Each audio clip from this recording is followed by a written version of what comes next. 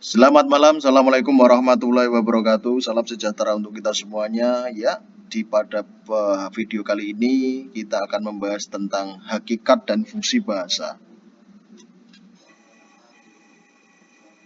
Nah, pasti kalian bertanya-tanya, apa yang disebut dengan bahasa secara umum dan khusus? Nah, di sini ada dua pembahasan yang kita bahas, yaitu bahasa sebagai sarana dan bahasa sebagai bentuk dasar ujaran. Nah, yang pertama kita akan membahas tentang bahasa sebagai sarana. Nah, kenapa bahasa menjadi sebuah sarana? Karena yang pertama, sebagai makhluk sosial, manusia membutuhkan yang namanya sarana. Sarana di sini adalah alat komunikasi yang digunakan antara satu individu dengan individu yang lain, satu komunitas dengan komunitas yang lain, satu kelompok dengan kelompok yang lain, satu suku dengan suku yang lain, bahkan satu negara dengan negara yang lain. Nah, karena manusia sebagai makhluk sosial membutuhkan yang namanya alat untuk berinteraksi. Maka dari itu, bahasa sebagai sarana adalah mutlak dibutuhkan bagi manusia untuk berkomunikasi dengan manusia yang lain. Kemudian yang kedua, eksistensinya diakui. Nah, perlu kita ketahui bersama, yang namanya manusia memiliki sifat yaitu dia ingin diakui keberadaannya oleh individu yang lain. Nah, maka dari itu, fungsi dari bahasa itu sendiri adalah untuk mengeksistensikan diri sebagai individu ke individu yang lain, sebagai individu dengan komunitas yang lain. Nah, kalau kita bayangkan, tanpa adanya bahasa, maka komunikasi antara individu dengan individu yang lain, kemudian bentuk ekspresi yang disampaikan oleh manusia ke manusia yang lain akan terkendala. Karena tujuan utama dari suatu komunikasi adalah menciptakan suatu hubungan yang disebut dengan harmonisasi sosial. Apabila harmonisasi sosial itu tidak akan tercapai, maka yang terjadi adalah sebaliknya, adalah disharmonisasi sosial. Akan terjadinya konflik, akan terjadinya huru-hara di setiap bidang dan di setiap tempat. Kemudian yang kedua, pembahasan yang kedua adalah bahasa sebagai bentuk dasar ujaran. Nah, bentuk dasar ujaran, kalau kita kaitkan adalah karena yang namanya manusia itu berbeda dengan makhluk yang lain. Nah, yang kita bahas pada saat ini itu adalah bahasa. Ada beberapa pertanyaan, apakah kita bisa belajar tentang bahasa selain bahasa manusia? Otomatis jawabannya adalah tidak bisa. Karena apa? Ilmu yang diciptakan oleh manusia adalah berkaitan dengan bahasa yang kita spesifikkan menjadi bahasa sebagai alat ujar, alat ucap, alat berekspresi antara manusia dengan manusia yang lain. Karena dasarnya adalah bahasa yang kita gunakan sehari-hari, baik itu bahasa secara universal atau bahasa secara khusus, itu berbeda dengan bahasa yang diucapkan oleh makhluk-makhluk yang lain. Contohnya apa? Hewan. Hewan itu juga berbicara, tetapi kita tidak bisa menafsirkan apa yang dibicarakan oleh hewan. Tumbuhan itu juga berbicara, tetapi kita tidak bisa menafsirkan. Nah, dan lain sebagainya. Apalagi makhluk gaib atau makhluk halus. Nah, itu juga berbicara, tapi kita tidak dapat menafsirkannya karena itu berbeda dengan ilmu yang dipelajari oleh umat manusia pada umumnya sebagai ilmu sosial dan ilmu komunikasi. Nah, sekarang kita masuk ke dalam pengertian menurut para ahli. Sekarang menurut Kraft 1994 halaman 1, bunyi dibedakan menjadi dua, yaitu bunyi bersifat vokal, kemudian bunyi yang berarti makna. Nah, bahasa bersifat vokal atau bunyi, yaitu sesuatu yang dihasilkan oleh alat ucap manusia berupa bunyi yang merupakan getaran yang merangsang alat pendengar. Nah, jelas kalau kita berbicara, itu yang dirangsang adalah yang pertama kali alat dengar atau alat pendengaran manusia. Karena yang dikeluarkan dari suatu bahasa itu berasal dari alat ucap manusia. Dikeluarkan berupa suara, kemudian merangsang alat pendengaran manusia dan menimbulkan suatu reaksi untuk menanggapi perkataan yang disampaikan oleh manusia, individu, kelompok, atau golongan.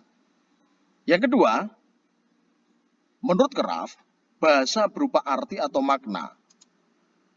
Nah, bahasa berupa arti atau makna itu adalah isi yang terkandung dalam arus bunyi yang menyebabkan reaksi atau tanggapan orang lain.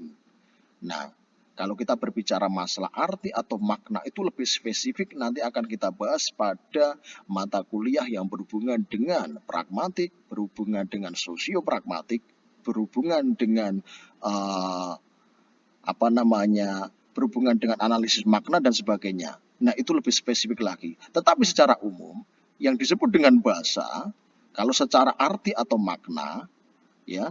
Nah, ketika bunyi itu diucapkan, bunyi itu disampaikan, menghasilkan suatu tanggapan, menghasilkan suatu rangsangan pada alat dengar manusia, maka akan menyebabkan suatu reaksi. Nah, reaksi ini banyak.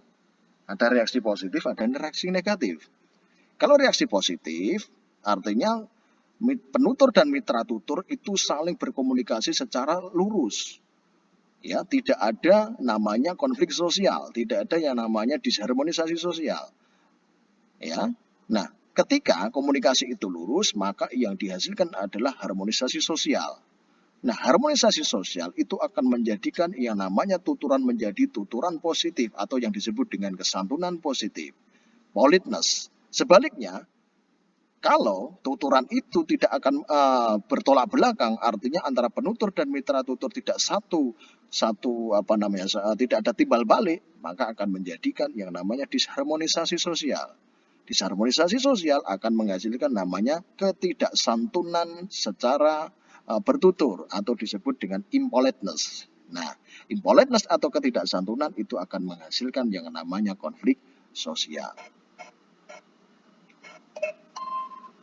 Nah, jadi pada kesimpulannya, bahasa itu adalah semua ujaran yang dihasilkan oleh alat ucap manusia.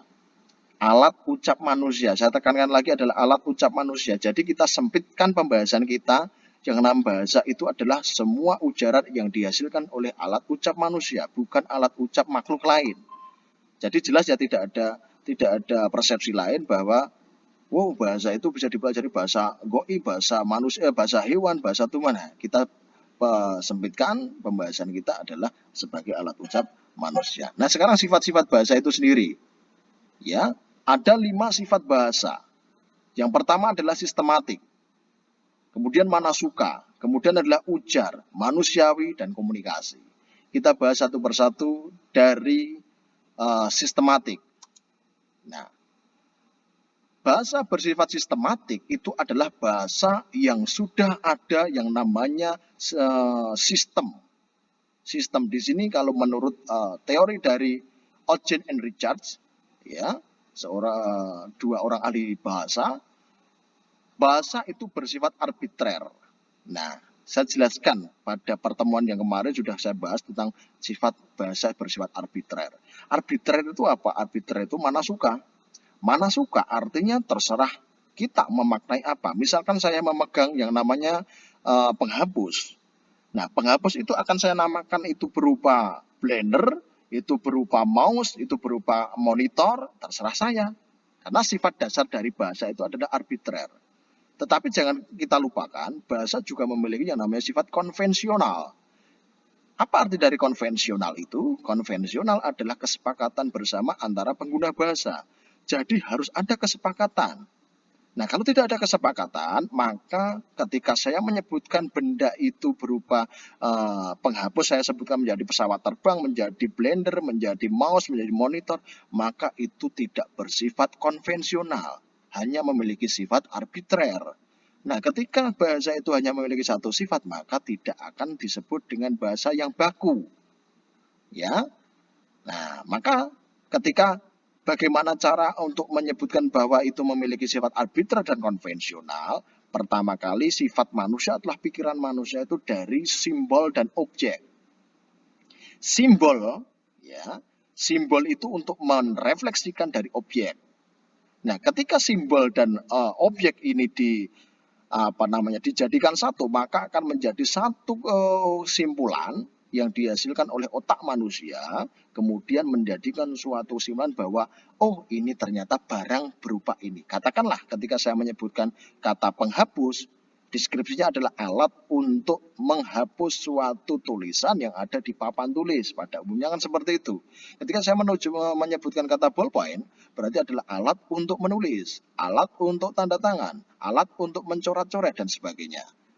Nah, itulah yang disebut dengan bahasa bersifat arbitrer dan konvensional. Artinya dua sifat ini tidak bisa dipisahkan dari satu kesatuan. Ini menjadi satu kesatuan. Seperti jodoh laki-laki dan perempuan tidak akan dipisahkan. Oke, lanjut. Ya, sekarang masuk ke fungsi bahasa. Oke, kita kembali dulu ya. Tadi belum selesai. Nah, sekarang ke mana suka? Ke mana suka? Tadi sudah. Sekarang ke alat ujar. Sudah. Manusiawi, komunikasi. Jadi sistematik, mana suka, ujar, manusiawi. Nah, manusiawi tadi sudah kita bahas bahwa yang namanya bahasa itu adalah bersifat manusiawi. Artinya hanya manusia saja yang menggunakan bahasa untuk berkomunikasi. Karena kita persempit, kita tidak membahas tentang bahasa yang lain. Alat komunikasi jelas, karena fungsi bahasa itu sebagai alat komunikasi, sebagai makhluk sosial, itu wajib yang namanya berinteraksi. Nah, bahasa sebagai sarana untuk berinteraksi sebagai alat komunikasi. Nah, sekarang fungsi bahasa yang terakhir. Ada beberapa fungsi bahasa. Nah, fungsi bahasa secara tradisional. Yang pertama, untuk berinteraksi atau berkomunikasi. Jelas ya, tadi sudah kita bahas di slide yang tadi. Kemudian untuk menyampaikan pikiran.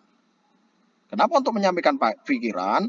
Karena yang namanya bahasa itu untuk menyampaikan suatu ide, untuk menyampaikan suatu ilmu pengetahuan, untuk menyampaikan suatu ekspresi.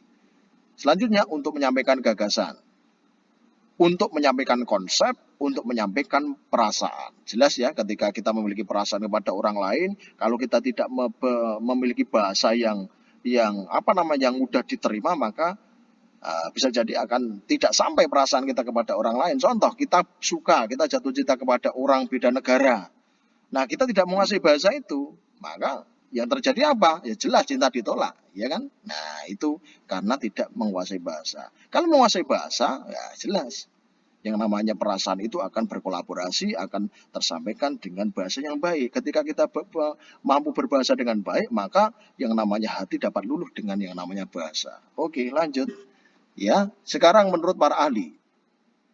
Menurut para ahli, ada banyak sekali ya untuk pengertian menurut para ahli. Ini ada Kinevi, kemudian Santoso, dan Halliday. Ada beberapa pengertian, definisi dari bahasa menurut para ahli. Jadi menurut Kennedy, bahasa itu adalah information, ya sebagai informasi. Menurut Santoso, informatif sama, ya. Menurut Halliday, sebagai instrumental atau memperoleh sesuatu. Jelas ya, karena dengan kita belajar bahasa, maka kita akan memperoleh sesuatu. Artinya apa? Ketika kita mempelajari suatu ilmu, ya kita harus belajar tentang bahasa yang kita gunakan untuk mencari atau membaca referensi yang kita baca. Katakanlah kita belajar membaca buku bahasa Inggris. Kalau kita tidak paham tentang bahasa Inggris, maka ya jelas kita tidak dapat mengambil dari ilmu yang kita baca, buku yang kita baca.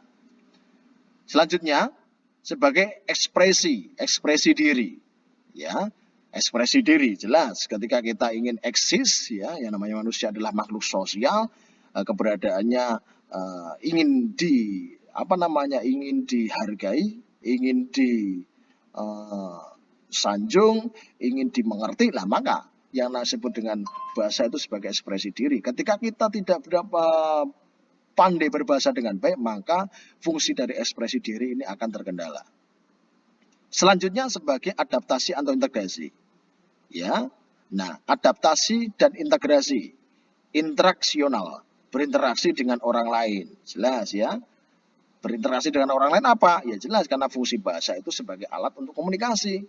Komunikasi itu apa? Berinteraksi dengan penutur dan mitra tutur, lawan bicara dengan pembicara. Maka ketika kita berinteraksi, akan bertukar pikiran, bertukar ilmu pengetahuan, bertukar pendapat, dan sebagainya, maka akan terciptanya yang namanya hubungan sosial. Selanjutnya, sebagai kontrol sosial, personal berinteraksi dengan orang lain. Kontrol sosial. Kenapa kontrol sosial? Maka ada sebuah pepatah, berbahasalah dengan baik. Ya, kalau pepatah Jawa, Ajining diri gumatung ana ing lati. Artinya apa? Kewibawaan seseorang, jati diri seseorang itu ditentukan apa yang dia ucapkan, apa yang dia katakan. Apabila orang itu berbicara dengan baik, dengan bahasa yang santun, bahasa yang mudah diterima, bahasa yang tidak kasar, tidak sarkas, maka bisa jadi, dan itu sudah dapat kita deskripsikan bahwa orang tersebut adalah orang yang memiliki integritas, memiliki sosial yang bagus, memiliki kepribadian yang baik. Sebaliknya, apabila apa yang dia ucapkan itu kata-katanya sarkas, kemudian kata-katanya mengandung sara, kemudian kata-katanya mengandung emosional, kata-katanya mengandung kata-kata yang kasar, maka jelas jati diri yang mengatakan kata-kata tersebut jelas itu adalah jati diri yang tidak baik, negatif. Karena apa yang kita ucapkan itulah jati diri kita sebenarnya. Ya. Nah, yang terakhir, fungsi khusus dari bahasa Indonesia sebagai bahasa nasional sesuai kepentingan bangsa Indonesia.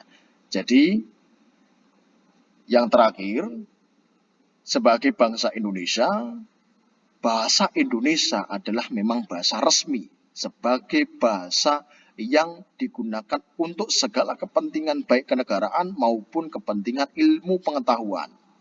Artinya, apa yang disampaikan di sekolah, perguruan tinggi, baik dari tingkat taman kanak-kanak sampai tingkat akademisi di kampus, ya, itu semuanya wajib menggunakan bahasa pengantar resmi atau bahasa pengantar wajibnya menggunakan bahasa Indonesia.